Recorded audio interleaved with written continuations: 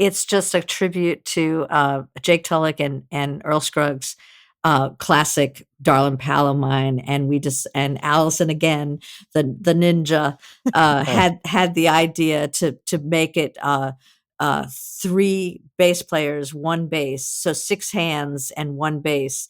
And we did a video with it, so you can see what's actually happened. But in the studio, we actually, for three-quarters of the first part of the song, it's just one bass, and we're actually literally moving around the bass in the studio, and that's how we recorded it. Welcome to the Back Catalog Listening Party, your weekly musical happy hour where musicians pick an album from their back catalog and tell the stories behind their favorite tracks in front of a live online audience. This week we talk with Grammy-nominated bluegrass singer, songwriter, bassist, and bandleader Missy Raines about her 2018 album Royal Traveler. She talks about taking lots of ill-advised leaps in her musical life, her deep love of the Roches, and her cool collaboration as part of the First Ladies of Bluegrass with Alison Brown, Molly Tuttle, Sierra Hull, and Becky Buller. So pour a beverage, grab a snack, and kick back as we listen to music together here on the Back Catalog Listening Party, where it's always Friday and old albums never sounded better. Happy Friday, everybody. Happy Friday. Happy Friday. And welcome to the Back Catalog Listening Party. My name is Mother Banjo, one of your hosts. My name's Anthony Ihrig, the other host. And today we have joining us, I believe from her home, back from tour, Missy Raines. Hi, folks. Everybody's pumped up for this one. That's right. And Alan joining the party right on time. He said they're promising rain here in Texas, but I figure we got rains no matter what. Oh, good like one, Alan. That. Alan's on the ball today. That's going to be a tough one to follow, folks. But Severin joining us from Germany, which is amazing awesome because it's pretty late there. So we appreciate you joining us. So much he supports bluegrass. Exactly. Yes. And Chris says, let's get her started with beer from the land of sky blue water. All right. Oh, you doing hams again there, Chris? Oh, boy. It's okay. We don't judge. Nope. Whatever is your pleasure. This is our weekly musical happy hour. If you're new to the show, we gather here at 4:00 Central Time every Friday to listen to old records from our favorite artists and enjoy a beverage and a snack. I'm going back to see the Sierra Nevada mountains for the hazy little IPA in my back catalog listening party pint glass. Nice. Ellen, how about you? I made myself a peach and pear gin and tonic. Getting a little fancy today. Very fancy. Yeah. I'm having a cold glass of water. Or nothing wrong with that. Is it? Yeah, exactly. Is it vodka? I don't know. I'm just kidding. We'll see how water. exciting the show gets, and we'll make our own judgments on that. Connie joining us from Richfield. Hi, Connie. And Linda from New Haven, Connecticut. Welcome, all of you, and we're so excited. And Severin, oh, wow, he's drinking coffee. He says it's 10 p.m. Nice. He wants to be up for this show. Wow. No sleeping for Severin. And it's good coffee, too. Exactly. So Missy, you're joining us from your home in Nashville, right? Today. Yes. And we're so excited to have you here. I know you've been busy on tour.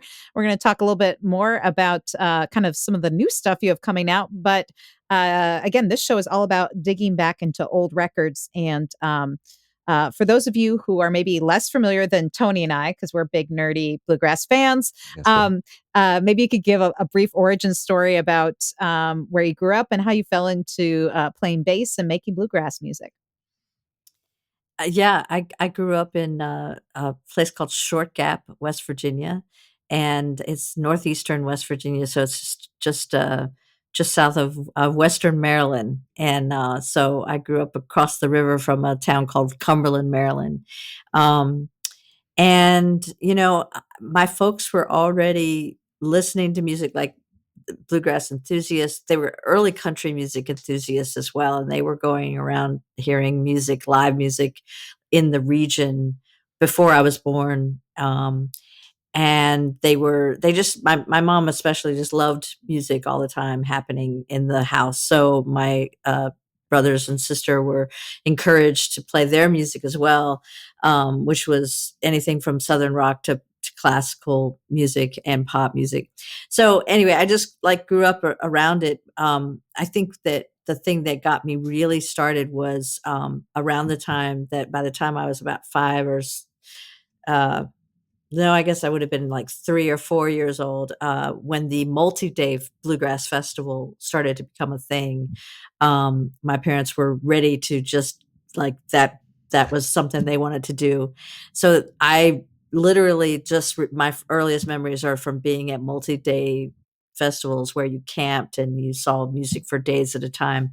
And that's what I grew up going to, and I think that impacted me, hugely, because I was around it. It was not just hearing it on the stereo, but I was seeing it being played in front of me, and I just caught the bug and then wanted to do it.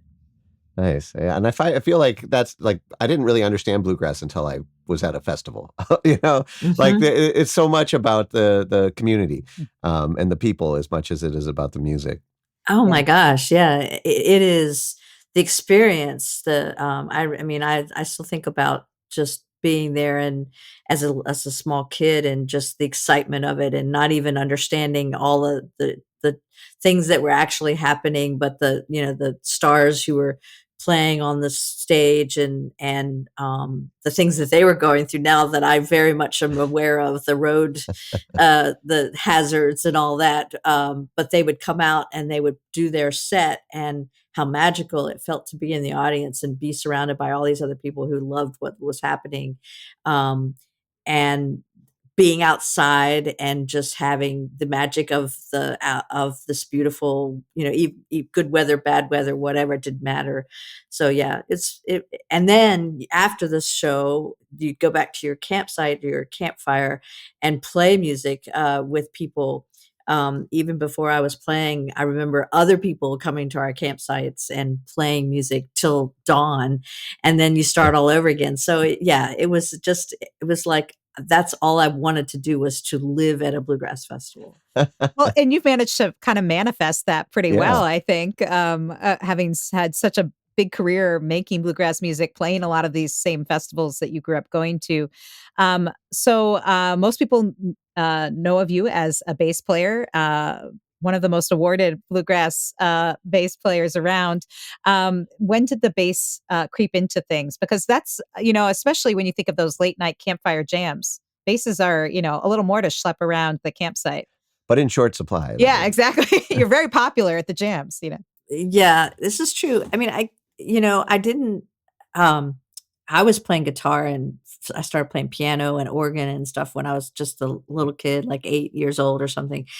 But we were hanging out with friends and folks who were playing and neighbors. And apparently, the adults of this group which included my dad, had a conversation because my dad had built himself a washtub bass, and that's what he was playing. And Hmm. I don't know like where he learned to do that or anything, but I apparently a discussion was had between the adults that said, well, we might be trying to get some more real gigs, and if we're going to do that, you probably need to get a real bass.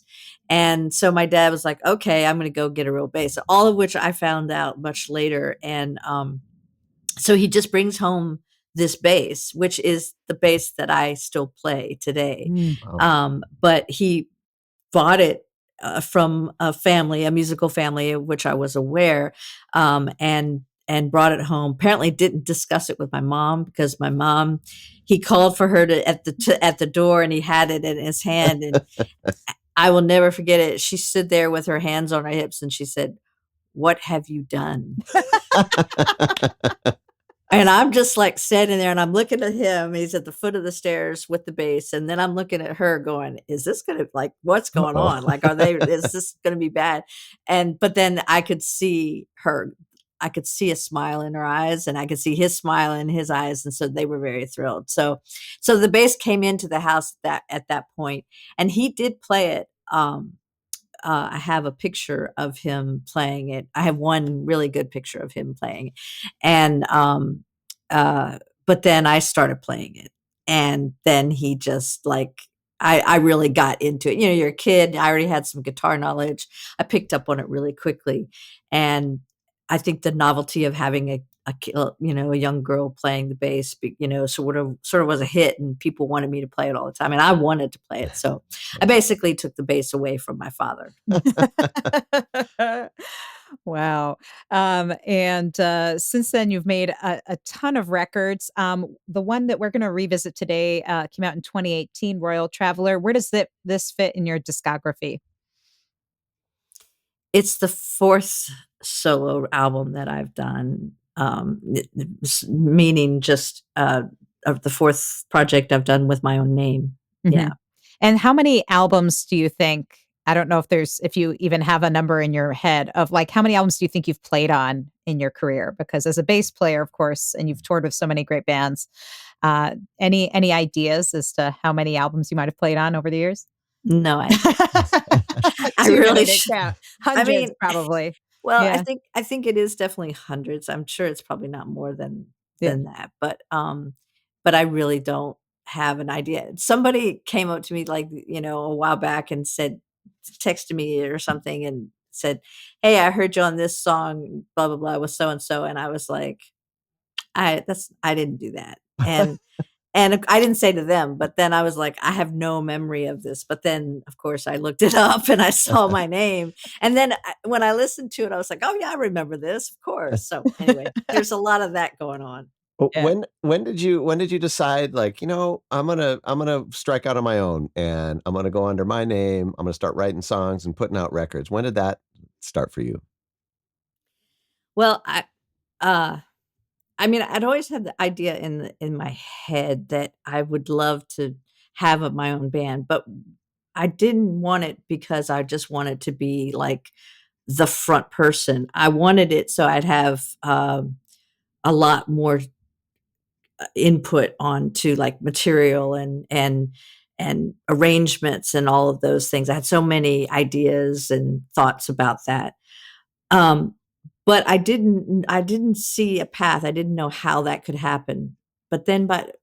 So I was in my I guess I was in my 40s by the time I decided to actually make the move. And I was playing with Claire Lynch, and I had been playing with her for over the course of like the last 12 years. And at that time, and loving every minute of it. And I just learned so much from her. I was a big fan. It was just a really great situation. Loved her music.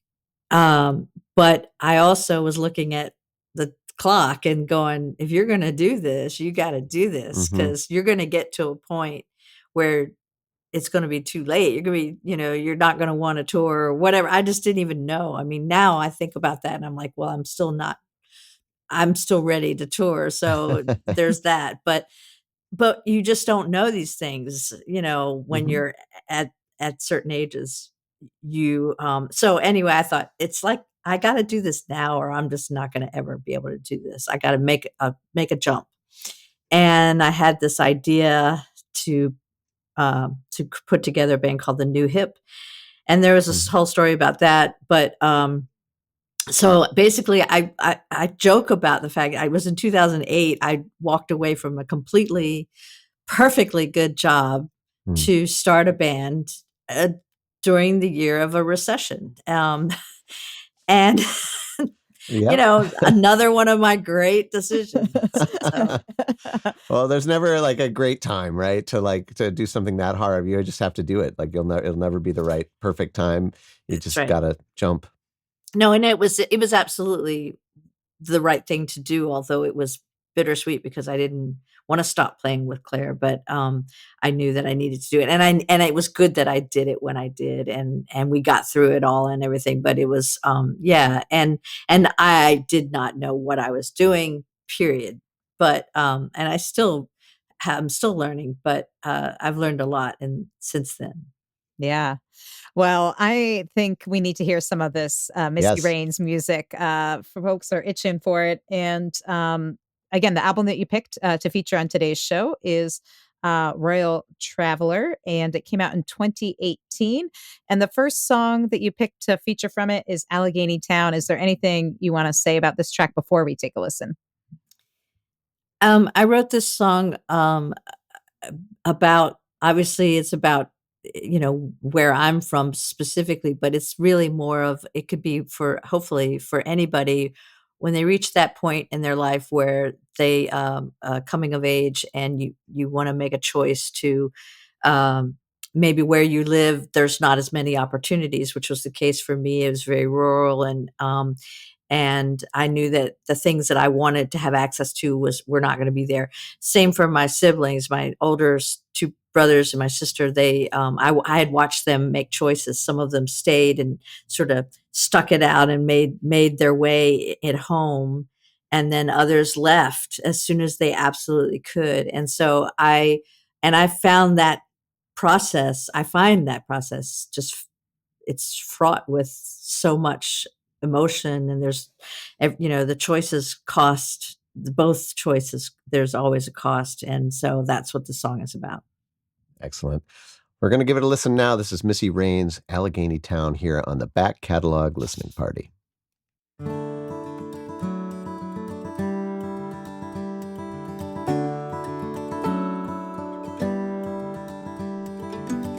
Behind a two-bit mom and pop, a mellow cup and royal crown, spending time that ain't worth much in this Allegheny town, in this Allegheny town. Wood stacked high on the south side, where the sun hangs around.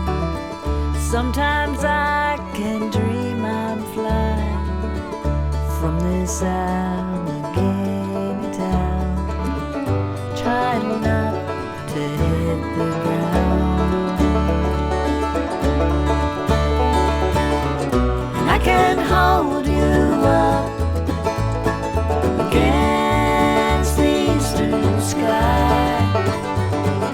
We can try our luck to never say goodbye.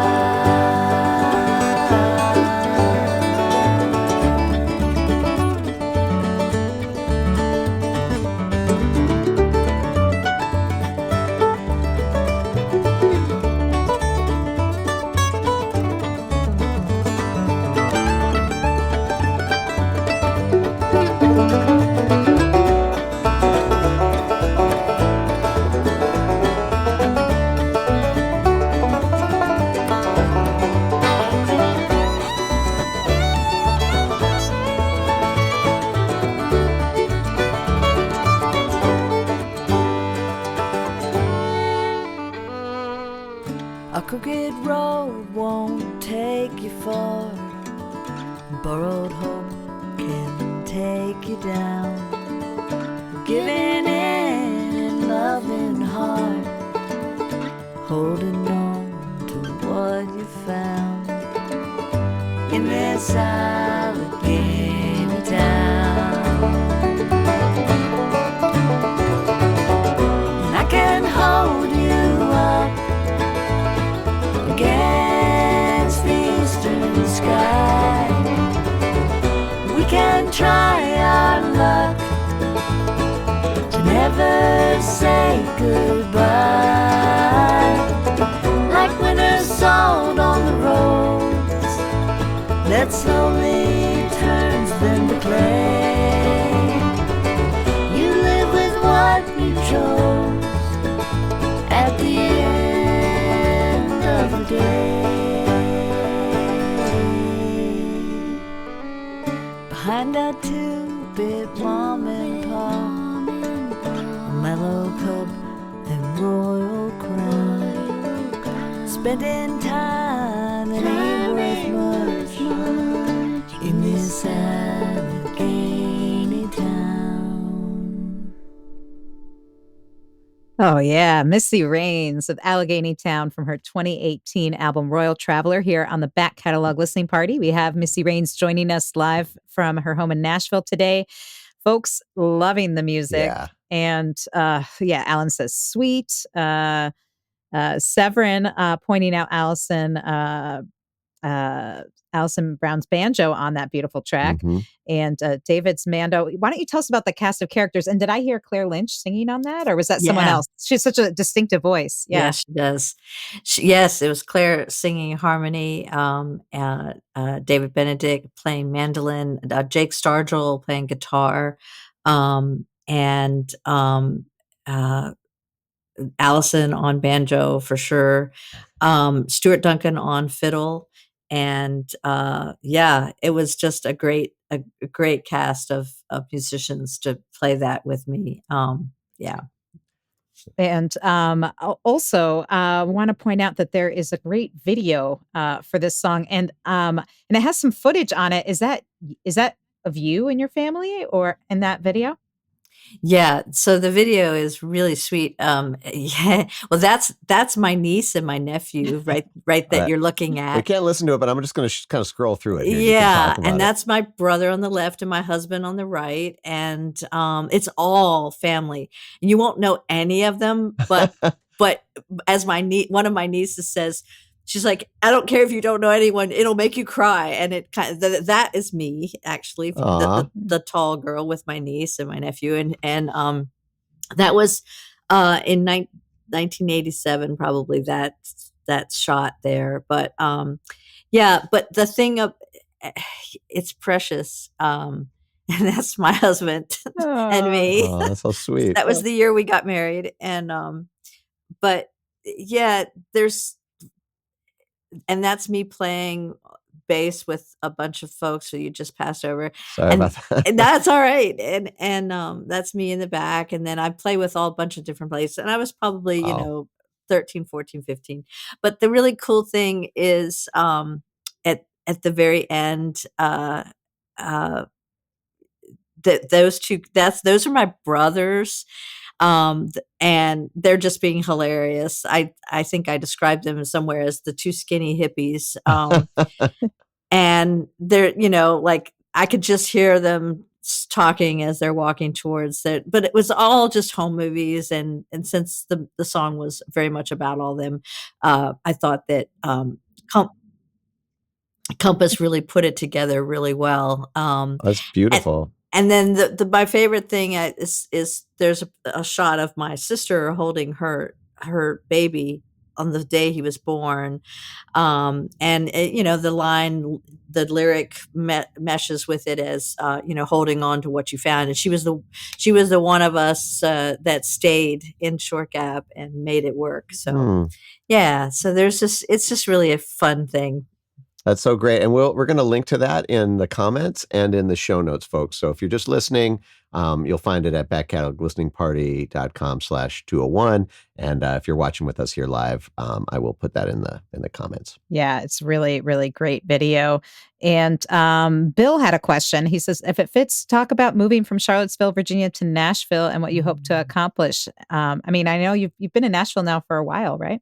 Yeah, for a long time. Yeah, that was so my husband and I, we met while I was living in Charlottesville. My husband's from Virginia and, Ben Surratt, and I wanted to play music for a living and was playing music for a living, had been, but he was in radio, but was also a musician, grew up similarly to me with bluegrass in the background the whole time, and his family all played. And he wanted to make music. He wanted to make a way of music as a living, but he wanted to do it from the technical end. He wanted to be a recording engineer. And so at the time, he was sort of having a day job in radio, like as an engineer, keeping radio stations on the air. But we knew that wasn't what we wanted to do. So we made the decision to move to Nashville, and he wanted to, become a recording engineer. And I thought that it would be a good place for me to play music.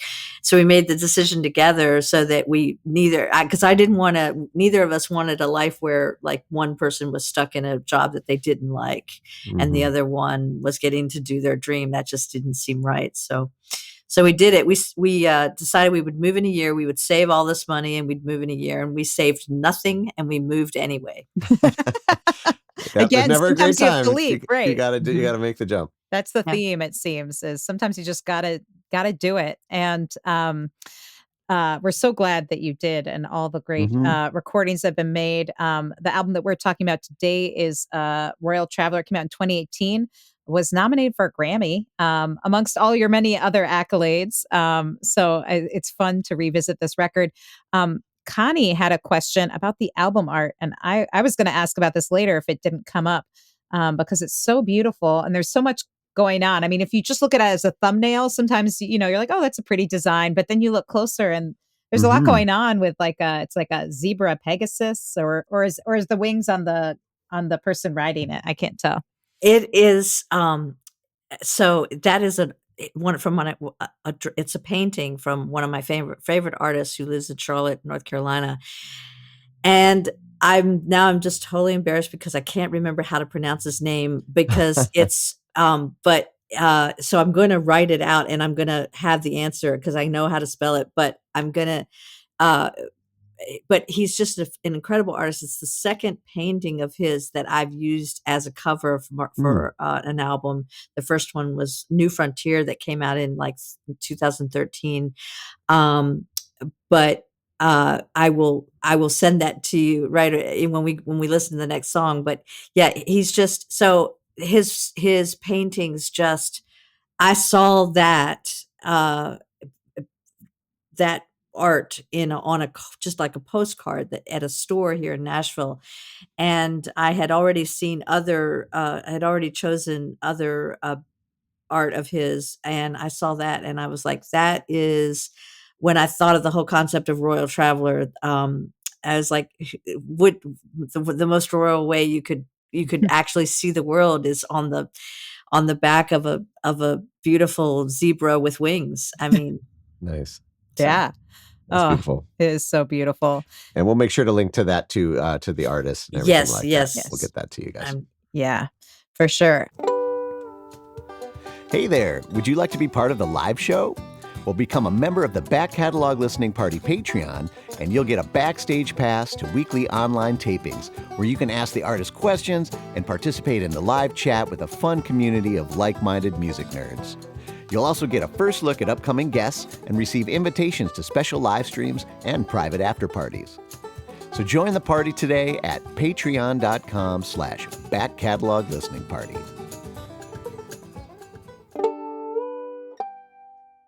Well, I think we need to get to more music, and then we'll get to more questions. I know. We can talk all day, but yeah, people are loving the music, and we want to make sure we get to a couple more tracks here. That's right. So the next track that you picked to feature from this album, Royal Traveler, is Swept Away. Is there anything you want to say about it? Yeah, so Swept Away really was kind of the keystone of this album, and I didn't know it was going to be when we did it, but Alison had the great idea. So Alison Brown produced this album with me, and she had the idea. Well, first of all, Laurie Lewis wrote the song, and she and I have been friends for years, and she said, you should do Swept Away. And I was like, yeah, I love that song, but I don't know, if we can, if it'll work on this album or whatever. So Alison and I talked about it. We said that, yeah, this would be a great fit. And then Alison said, I think we should we should get, at that point when this record was being thought of, when we were recording it, I was the first woman to have won Bass Player of the Year. Alison was the first woman to have won Banjo Player of the Year. Becky Buller was the first woman to have won Fiddle Player. And at that point, Sierra Hull had won Mandolin Player. But at that moment, Molly Tuttle had not yet won Guitar Player of the Year, but she had been nominated, and we all just thought she's got to win, But Alison had the really great idea to put the five of us together to record this song, and sure enough, Molly did win, and so then that same day, while we were all recording this, we recorded a video for Alison for Deering Banjos called, we did a version of a John Hartford song, which came out. And just the combination of that video coming out and then this song being released shortly after, everyone said, is this a band? Like, can we hire this band? And of course, that was never the intention, but when, a lot of people start asking for it, then we have played as a band several times. And then we had to have a name. So then we came up with First Ladies of Bluegrass, and which honestly would not have been my first choice, but it did describe what we were. And we didn't, there's never any intention for us to mean that we were the first women like that played bluegrass, but it was just that the very literal sense of all the first women to have won in our instrumental categories. So all of that is to say that this song became really like a keystone of the album, because it did get a lot of attention in it, and I'm very grateful to those gals. And for Alison and I, who are similar aged, we remember when there was a time when you didn't know like 5 women band leaders at the same time. And so it's especially just amazing to be with them all and see the presence of women in bluegrass today, the way it is, and it's in great hands. Mm-hmm. All right. And it sounds so good. All right, everybody, buckle in. This is Missy Raines, Swept Away, here on the Back Catalog Listening Party.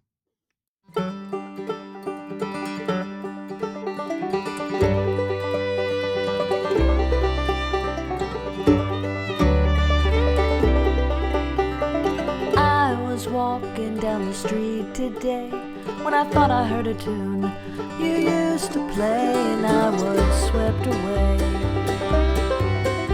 Well, I could have sworn I saw you from the corner of my eye, but it was something familiar about a passerby, and I was swept away. Now it seems that everything reminds me of those days.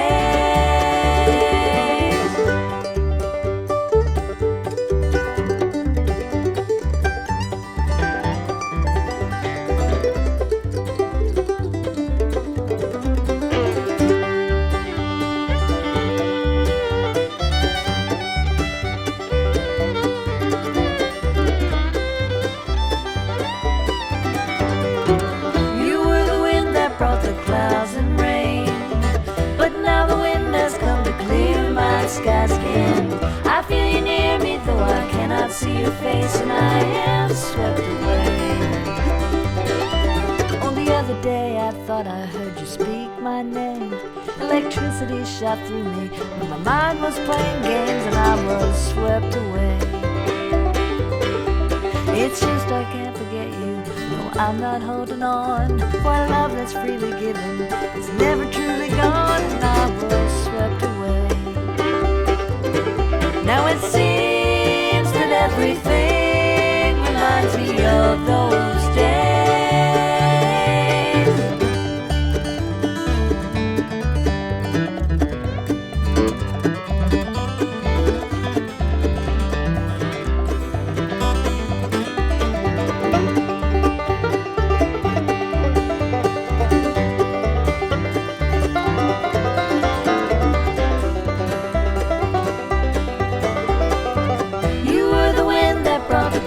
And rain, but now the wind has come to clear my skies again. I feel you near me, though I cannot see your face, and I am swept away. Now it seems that everything reminds me of those days. Now it seems that everything reminds me of those days. I was walking down the street today, and I thought I heard a tune you used to play, and I was swept away.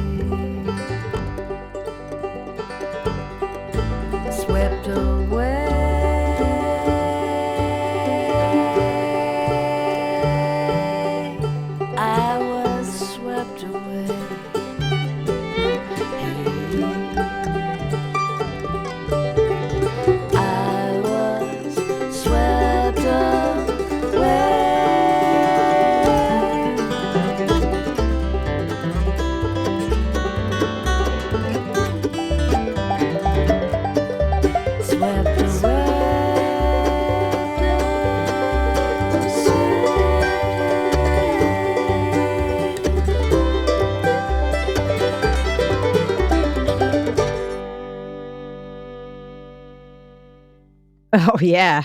Oh, That's so good. so tasty. That is Missy Raines was swept away with an all-star with the first Ladies of Bluegrass there.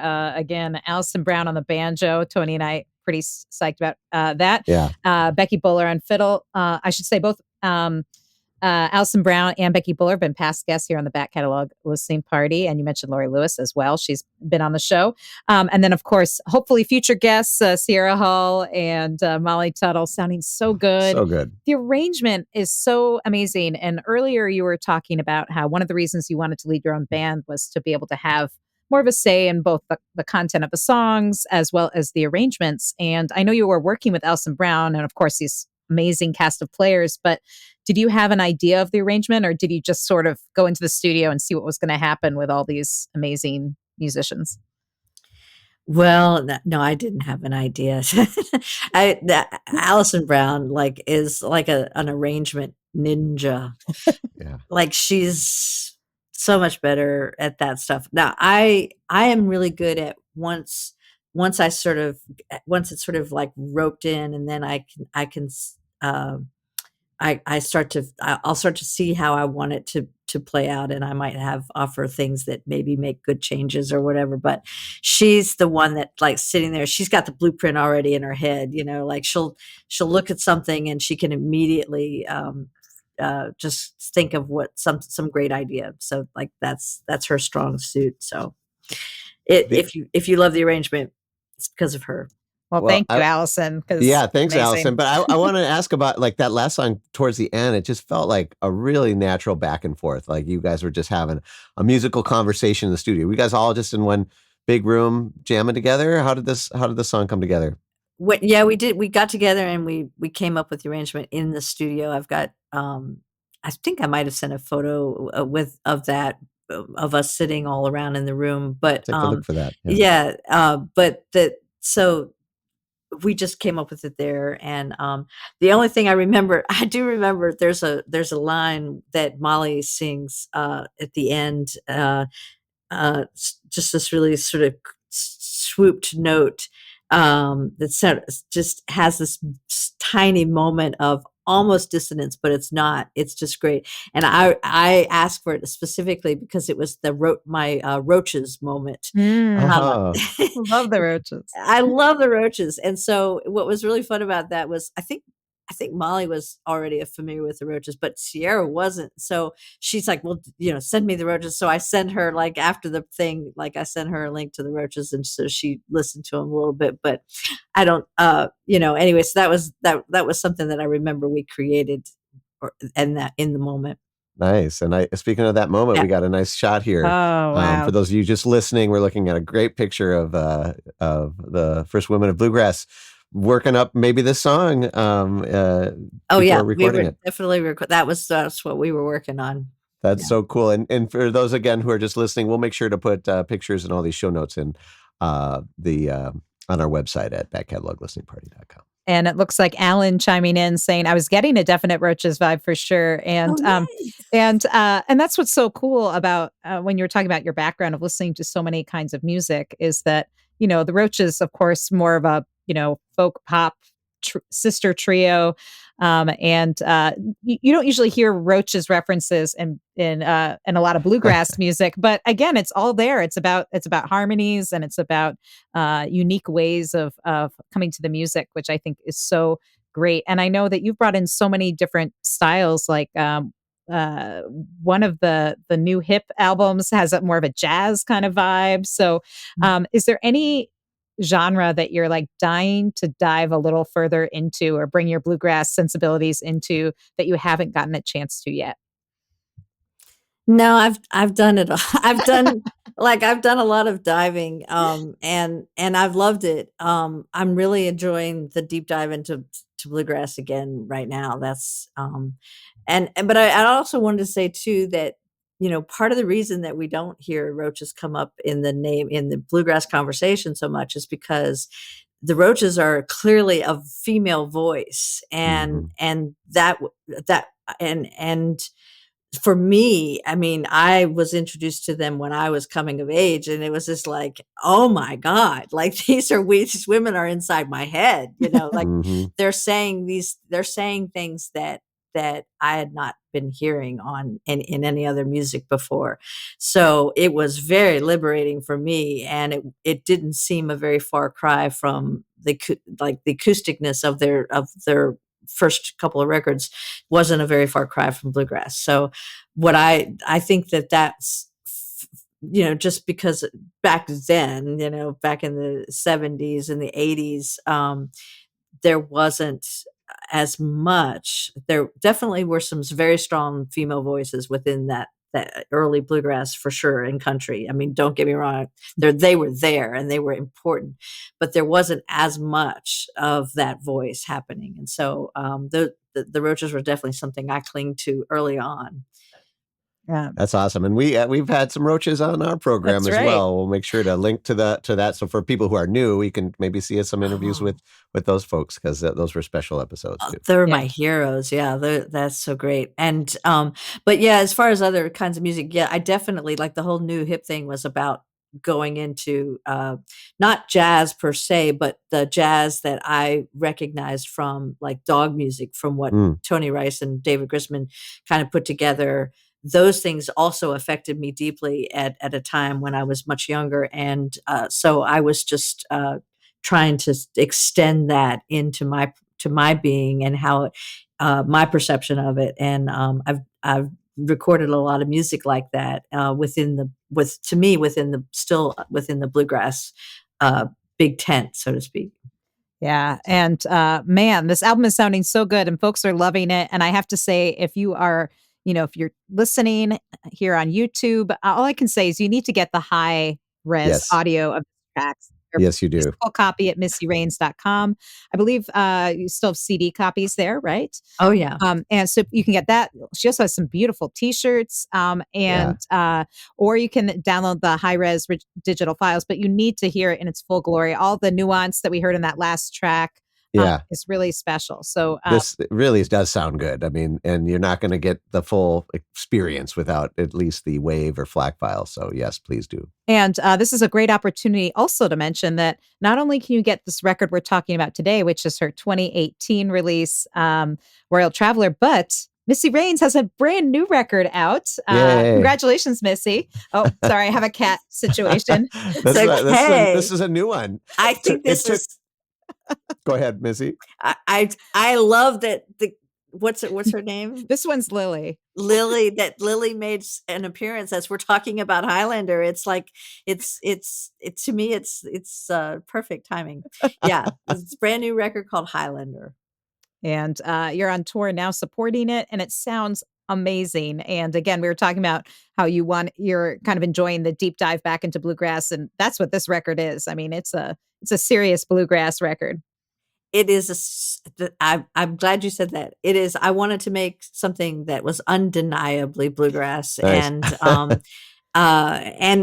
it was easy to do that, meaning that it was just like all I had to do was just do what I love and what my first love, and think about that. And I found this, I've got this incredible band, Allegheny, and they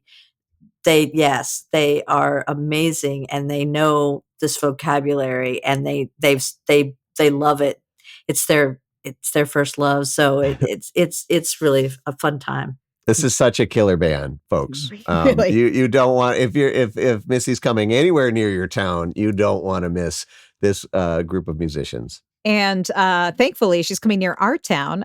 Tony and I are based here in Minneapolis, Minnesota, and coming next weekend to the Hook and Ladder Mission Room, which is a great listening room space, and also some local folks that we know. An all-star local bluegrass band called the Lake Monsters Bluegrass Band are going to be opening up the show. So it's going to be a hot night of bluegrass, folks, Yes. on Saturday, March 23rd at the Hook and Ladder in Minneapolis. But again, she's touring all over the place. So chances are Missy Raines and Allegheny are coming near you. And if they are, you need to check them out. That's Yes, all I'm you saying. You can find all the information you need and the CDs and everything else at missyraines.com. We'll have that in the comments and show notes. The Back Catalog Listening Party is brought to you by EFS Publicity.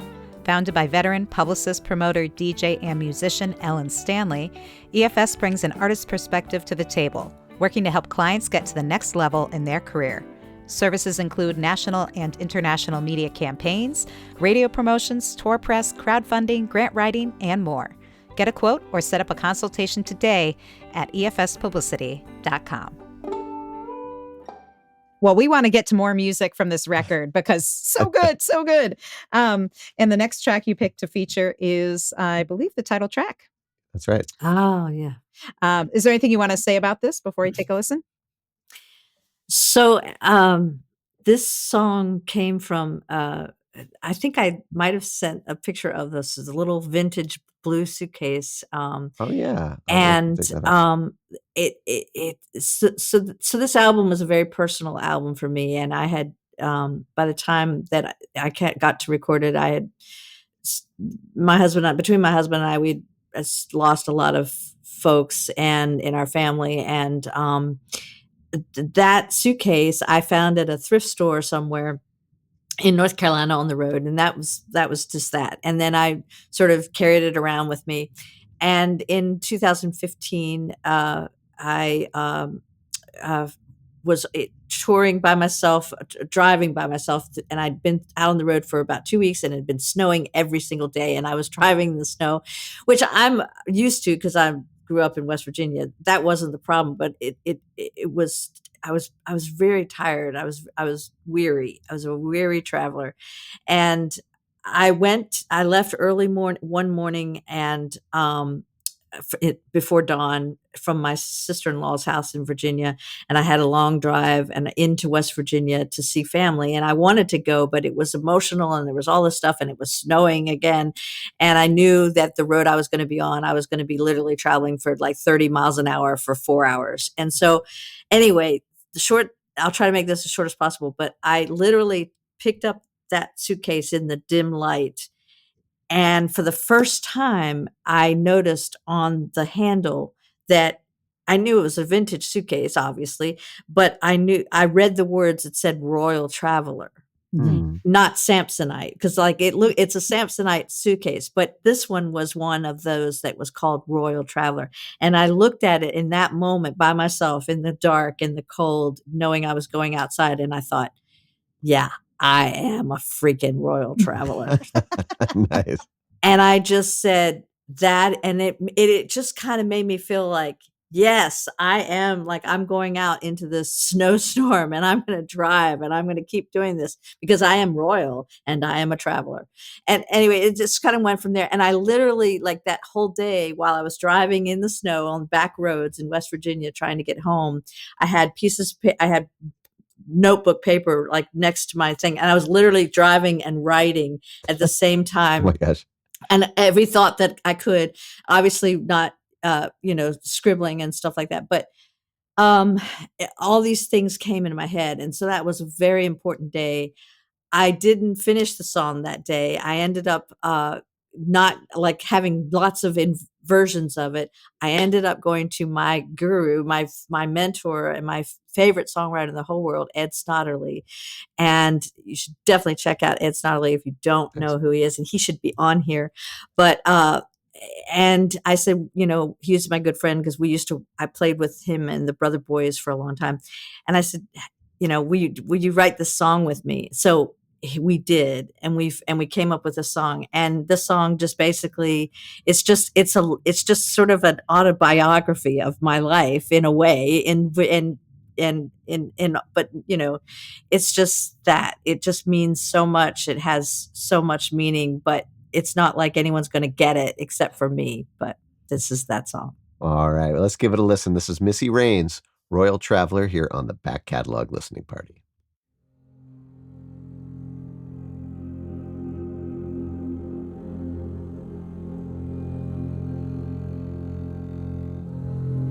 Looking at my suitcase, sitting by the door, the scent of perfume powder my mother used before, carrying all loved ones come and stand and wish me in my leaving to do the best I can.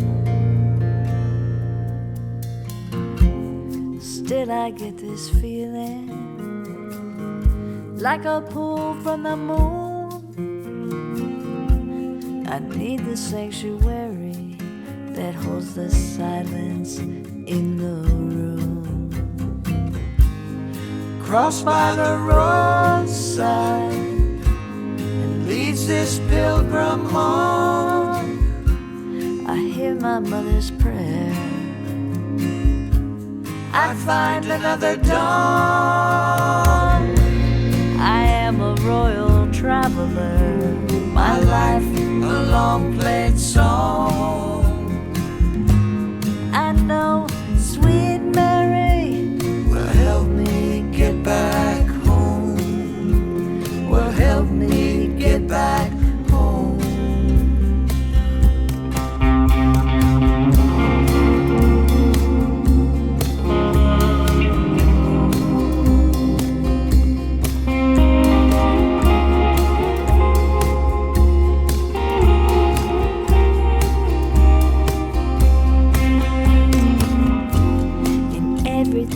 Give me in everything I take. I'm faithful and forgiving in every deal I make. I go a little farther, my eyes and bones will tell, and under wings of angels I'm lifted like a sail. Crossed by the roadside and leads this pilgrim on. I hear my mother's prayer. I find another dawn. I am a royal traveler, my life a long played song. I know sweet Mary will help me get back home, will help me get back home.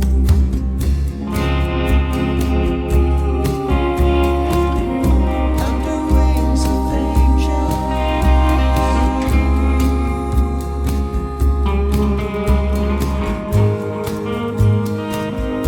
under wings of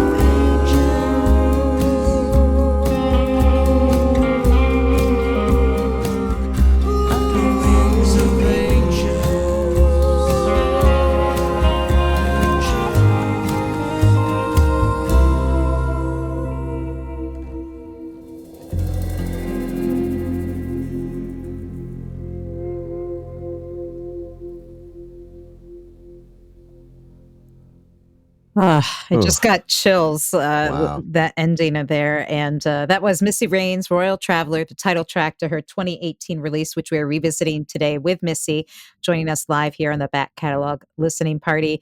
That from start to finish, that song is just so amazing. Like from the bowed bass to those last notes, it's haunting and beautiful and ethereal, and that cover couldn't be more perfect, especially after hearing that song talking about being on the wings. I don't know. It's just it's Thank you. beautiful, and Thanks. folks really loving it as well. And again, you can get this album from her website, as Alan did. Alan said he Yes. wants it autographed, and I bet you could get yours autographed too if you order it from MissyRaines.com or pick it up at a live show. And Becky Schlegel, another past guest, joining us today. Loving the cover art. And we should mention, we did post in the comments a link to the artist who did that cover art. And so you can check it out there as well.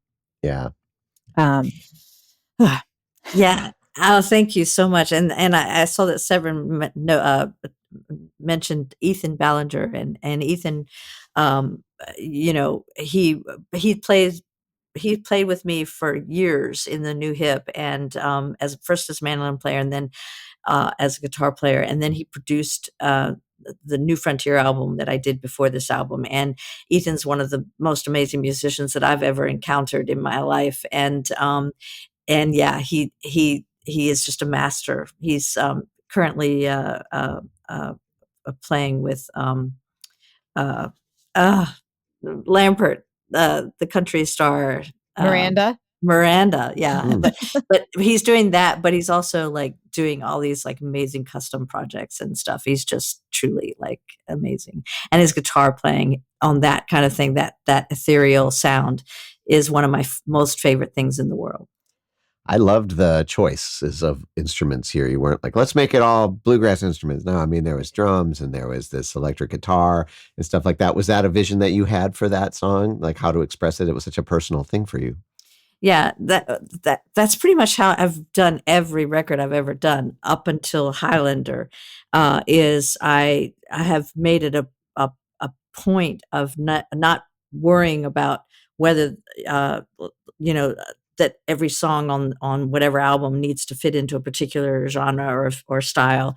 And so it's like if the song needed this, then we did this. I mean, I've got on the very first record that I did in 1998, I put saxophone on it. I mean, I was bluegrass, bass player, but so that's always been my thing, was like, just don't worry about it. Just do whatever you want, put all the songs together. So that's just what I do. But for Highlander, I didn't do that. I actually made a specific, purposeful decision to make this album a certain way with certain instruments. And if the songs didn't fit, then it was going to be, I'll put those songs on another album. But Royal Traveler definitely was still part of that whole whatever goes kind of thing. And that's just sort of how I've always done it. It makes it harder for people to, I think, categorize the music. I think, but it's just where a lot of times I find it really the most fun to make music that way. Well, I can see as if you're joining us here on YouTube, you can see behind Missy, there's a bunch of instruments. So you can, the bass is on the left. I saw a acoustic guitar and banjo, I think, back there, but I also see an electric guitar back there. So again, Nice. not always sticking to the immediate bluegrass expectations, which I think is great. We're going to try and squeeze in one, maybe two more tunes if we can. But before we do that, I want to take this opportunity to thank all of you for joining us today, but especially our Patreon supporters. These are the folks that have kept the Back Catalog Listening Party going this is our 201st episode. And this is all because of these folks. These folks have supported the show, continue to, and be a part of our great music loving community.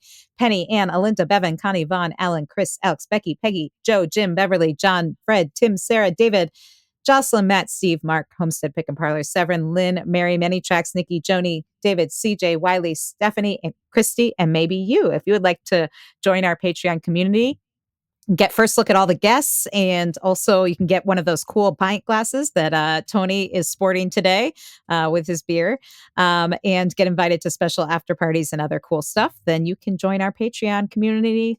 But mainly, thank you for being here, because this is what we love.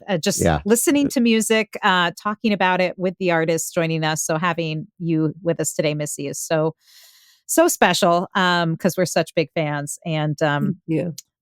We're gonna get right into our next song so we can see what we can fit in here today. And this one is Darlin' Pals of Mine.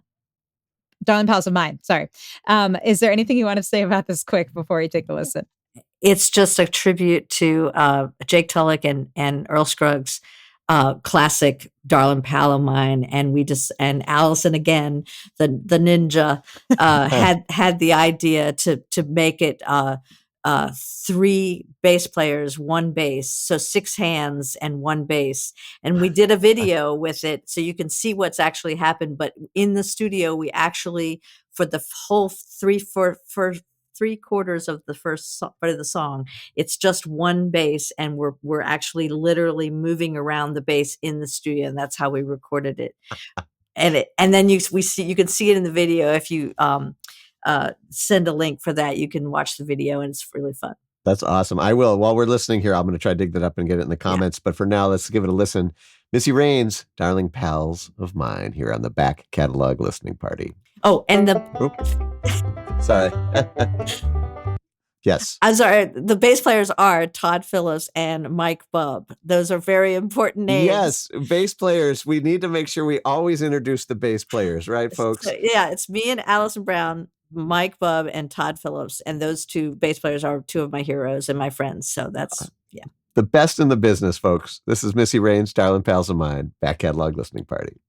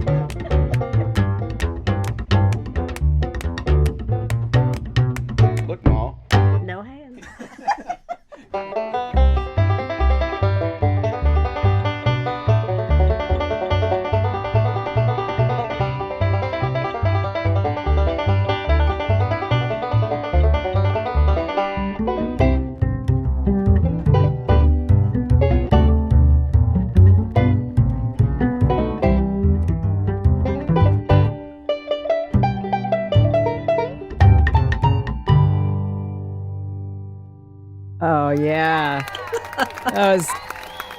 Oh, my goodness. That was amazing. And that was insane. And Tony's props to you for syncing the video too. That was not intentional, folks. That was I literally amazing. I just hit in the middle of it, and then I thought, well, I'll show people what's kind of going on, and it just so happened to line up. That Perfectly. was the bass gods were smiling on us today. Holy cow, that was super fun. And if you're just listening, we're going to link to that for sure in the show notes. That's a video y'all have to see. Yeah, with them passing the bass around, it's just so amazing. And timed so perfectly. Folks, loving that. And loving this whole show. What a special hour to have Missy Raines joining us to talk about this Grammy-nominated record. And I think you all know why. I mean, the performances, the songs, the arrangements, everything about it. Personnel. And, Alison Brown's ninja production skills, all of that. So grateful to have you all here enjoy it with us. And again, if you want to get a copy, you can go to missyraines.com. You can also pick up her new bluegrass record called Highlander and some really sweet t-shirts as well. You can check out her tour dates there. And Twin Cities folks can check her out next Saturday at the Hook and Ladder Mission Room, which is going to be a lot of fun. I don't think we could have more fun on a Friday than this. No, that pretty much. That was amazing. So thank you all for being here. If you're new to the Back Catalog Listening Party, we do this every Friday at 4 p.m. Central, not with Missy Raines every week. So I'm sorry to say, but with other great musicians like some of the folks we mentioned, like Alison Brown and Becky Buller and Lori Lewis and the Roches and all these folks. Robbie Folks. Yeah, exactly. So if you want to know what's coming up, you can subscribe to our YouTube channel. And if you like it, as we know you have been liking it, like it, give it the thumbs up, direct more bots to Missy Raines. But mainly, thank you for being here and participating in this listening party. I Yeah. agree. Terrific show, indeed. And Missy, you're the reason for this hour of Missy, music. thank you so much. This went by so fast because it was so fun and so good. It did. I really appreciate so much a chance to showcase something that is like, I love the idea, the concept, something that's in the past, so to speak. But it's really nice. Thank you. And we're going to be linking.